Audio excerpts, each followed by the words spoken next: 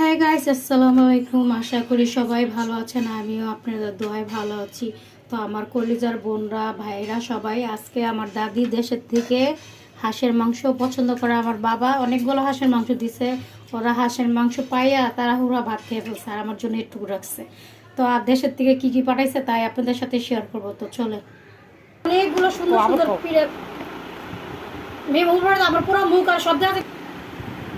তো গাইস, অনেকগুলো পিঠা আমার দাদি পাঠাইছে, কারণ আমরা এই পিঠাগুলো অনেক পছন্দ করি। কে কি নামে জানেন জানি না, আমরা জানি এটা পাকুন পিঠা বলে।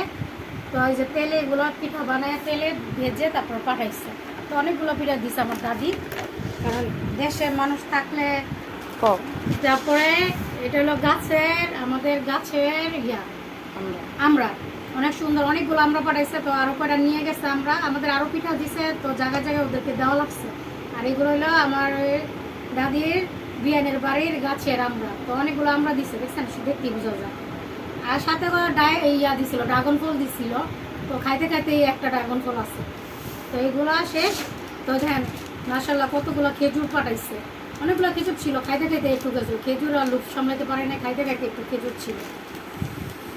তো আজকের এই পর্যন্তই শেষ করলাম। যদি আমার ভিডিও ভালো লাগে তো একটা লাইক, একটা কমেন্ট, একটা শেয়ার আর সাবস্ক্রাইব করতে ভুলবেন না।